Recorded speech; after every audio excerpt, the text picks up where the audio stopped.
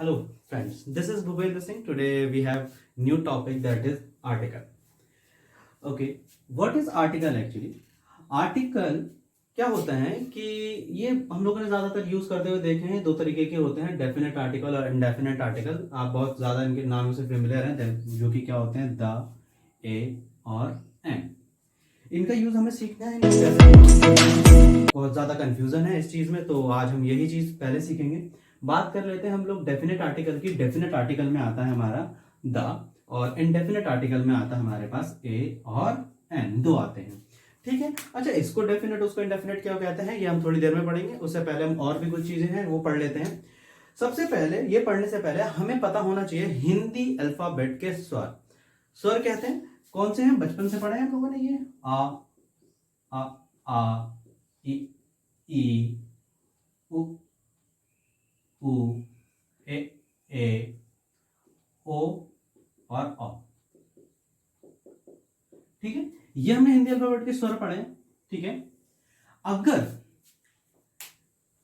किसी consonant sound से पहले हमें क्या लगाना, अगर कोई वर्ड है वो कॉन्सोनेंट साउंड कर रहा है तो उससे पहले हम लोग ए का यूज करते हैं। अगर कोई वर्ड क्या साउंड कर रहा है, वॉवल साउंड कर रहा है, तो उससे पहले हम लोग किसका यूज करते हैं, एन का यूज करते हैं। यहां पर याद रखना ए ई आई ओ यू कैरी नहीं करते हैं, नहीं होता है। हम यहाँ पे इस साउंड को लेके चलते हैं। कैसे कैसे अभी वो भी समझ लेते हैं कि कैसे करते हैं ये चीजें। जैसे एग्जांपल के तौर पे हम लोगों ने क्या ले लिया है यहाँ पर, बॉय। क्या ले लिया है, बॉय। तो अ बॉय यानी कि एक लड़का, एक को रिप्रेजेंट, यानी कि कोई भी एक चीज होती है, सिंगल चीज, सिंगल थिंग को रिप्रेजेंट करने के लिए हम लोग किसका यूज करते हैं, इसका यूज करते हैं। सिंगुलर नाउन के साथ, किसके साथ, सिंगुलर नाउन के साथ ए और एन दोनों का यूज करते हैं। तो फिर अ बॉय आ गया। अब बॉय, बॉय कैसा साउंड कर रहा है हमें, ये हमें कॉन्सोनेंट साउंड कर रहा है। ठीक है ना। अच्छा, बात कर लेते हैं हम लोग अगले एग्जांपल की, यूनियन की। किसकी, अब देखो यहां पर एक बहुत ही अच्छी चीज बात है। वैसे तो यू क्या होता है हमारा, ये वॉवल होता है, लेकिन इसके साथ तब भी मैंने क्या यूज किया है, ए यूज किया है, क्योंकि ये साउंड कैसा करता है, यू साउंड हमें कैसा करता है, ये करता है कॉन्सोनेंट की साउंड, क्योंकि ये आवाज निकाल रहा है किसकी, यू की। यूनियन और यू जो है हमारे इनमें नहीं आता है। एन के एग्जांपल ले लेते हैं, एप्पल, यानी कि एप्पल यानी कि ए आ गया है ना, एप्पल ए। और ए कैसा होता है बच्चों, ए हमारा होता है स्वर, होता है हमारे पास, वॉवल होता है, तो उसके साथ हमने एन एप्पल यूज कर लिया है।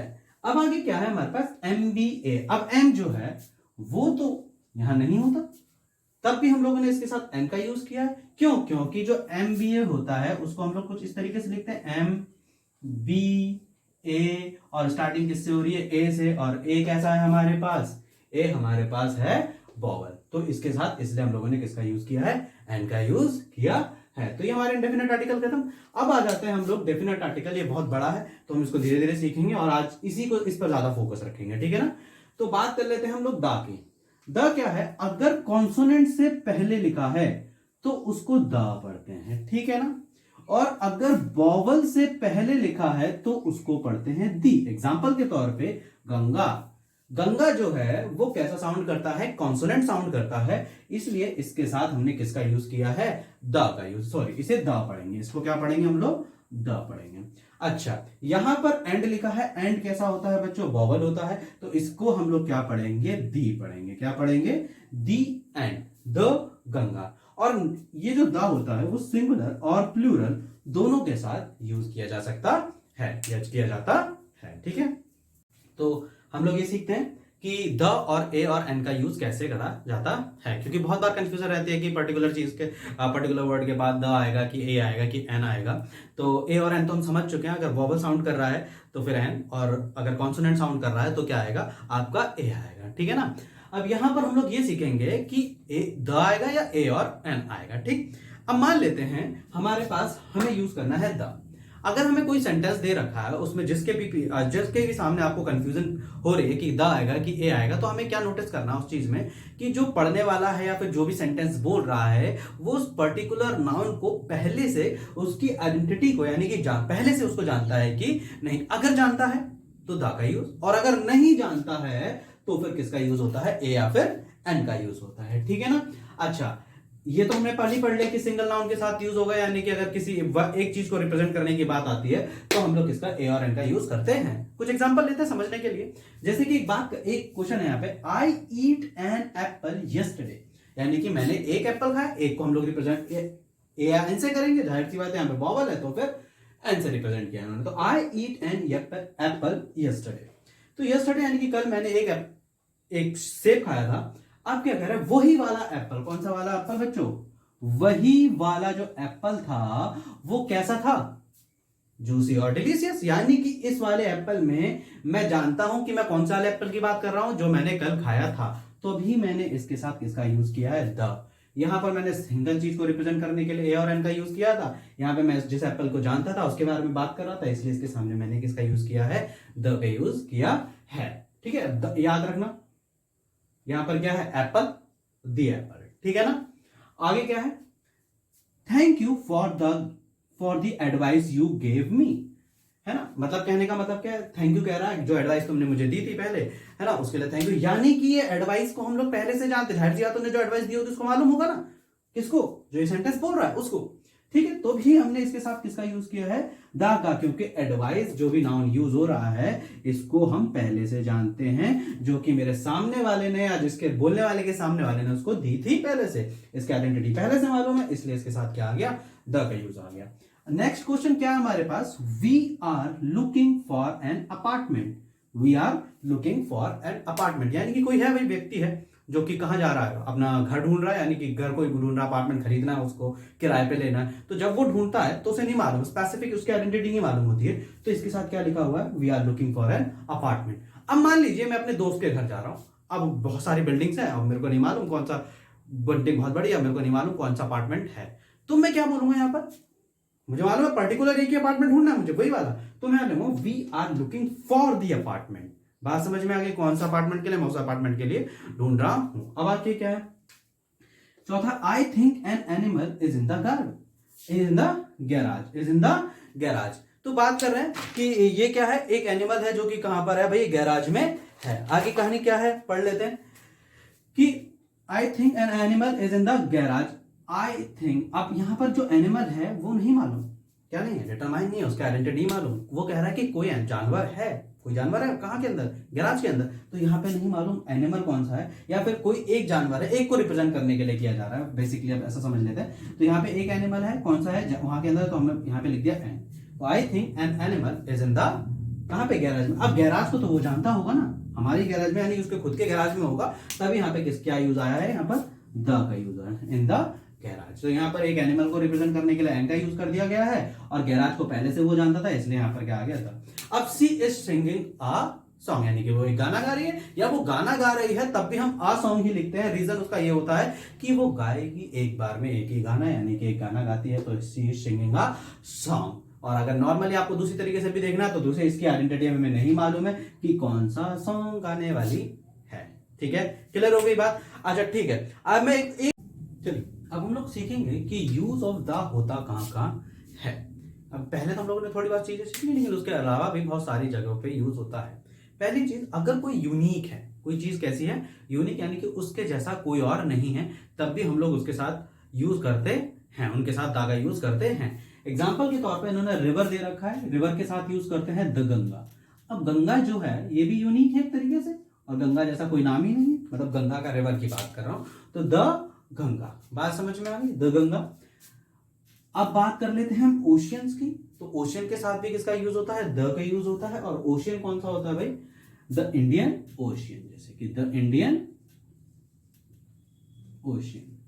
अगला क्या है हमारे पास, अगला हमारे पास है सी, यानी कि अगर सी के नेम्स हैं आपके सामने तो उसके साथ भी आप द का यूज कर सकते हैं। एग्जाम्पल के तौर पे the Arabian sea, Arabian sea, the Arabian sea. Next है माउंटेन रेंजेस के साथ, एग्जाम्पल के तौर पे हमारे पास द हिमालय।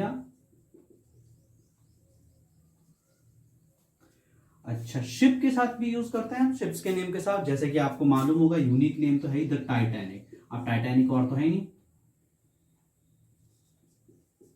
है ना, द टाइटैनिक।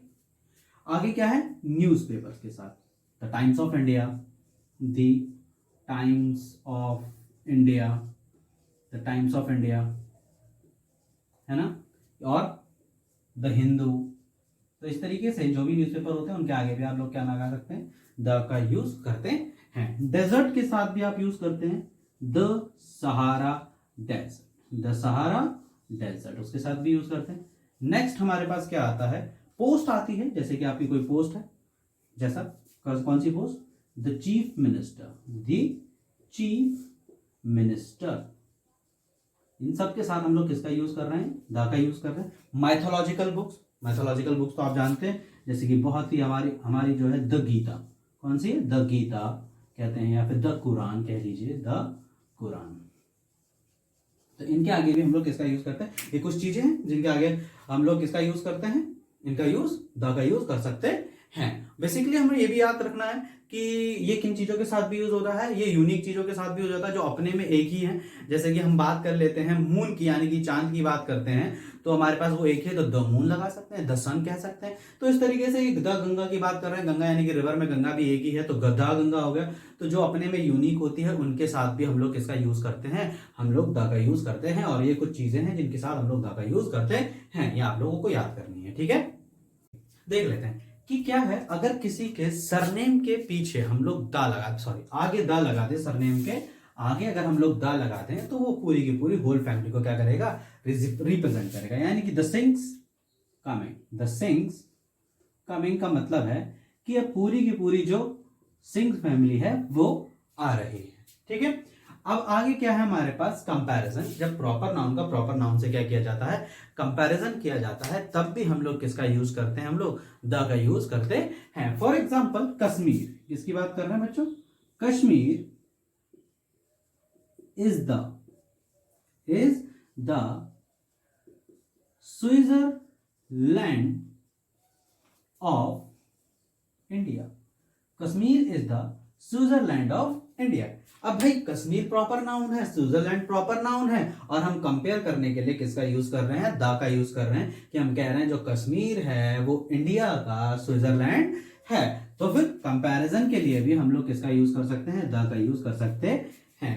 अब क्या है, एडजेक्टिव से, अगर एडजेक्टिव प्लस नाउन गिवन है हमें, एडजेक्टिव प्लस नाउन, तो इससे पहले भी हम लोग द का यूज कर सकते हैं। बेसिकली हम लोग कभी भी किसी भी किसी के भी नाम के आगे हम लोग क्या नहीं करते, द का यूज नहीं करते। जैसे कि मैं अगर लिख दूं द अकबर, क्या लिख दूं, द अकबर, तो ये जो द अकबर है ये क्या हो जाएगा हमारा, रॉन्ग हो जाएगा। क्यों, क्योंकि एक नेम है और नेम के आगे हम द का यूज नहीं कर सकते। लेकिन अगर मैं लिख दूं द ग्रेट अकबर, तो ये बिल्कुल ठीक है, क्योंकि यहां पर क्या है, adjective name, sorry adjective plus name, तो उससे पहले क्या आ जाता है, हमारा द आ जाता है। जैसे कि द ब्यूटिफुल, द ब्यूटीफुल कौन, चलिए आलिया को ले लेते हैं, द ब्यूटिफुल आलिया, ठीक है। आगे क्या है हमारे पास, आगे है हमारे पास एम्फेसाइज। क्या करते हैं, अगर हम किसी भी चीज पे जोर डाल के बात कह रहे होते हैं, एम्फेसाइज करना होता है, तब भी हम लोग क्या करते हैं, द का यूज करते हैं। जैसे कि this is the pen, this is the pen I am looking for, यानी कि ये वही पेन है जिसको मैं ढूंढ रहा था। तो मैंने एम्फेसाइज किया है किसको, पेन को, कि ये वाला तो पेन वही है, तभी मैंने हिंदी में लिख रखा है कि क्या, जब हम वही का हिंदी में यूज कर रहे होते हैं ना, तब हम वहां पर भी द का यूज कर सकते हैं। This is the pen I am looking for, ठीक है। नेक्स्ट है हमारे पास कंट्रीज।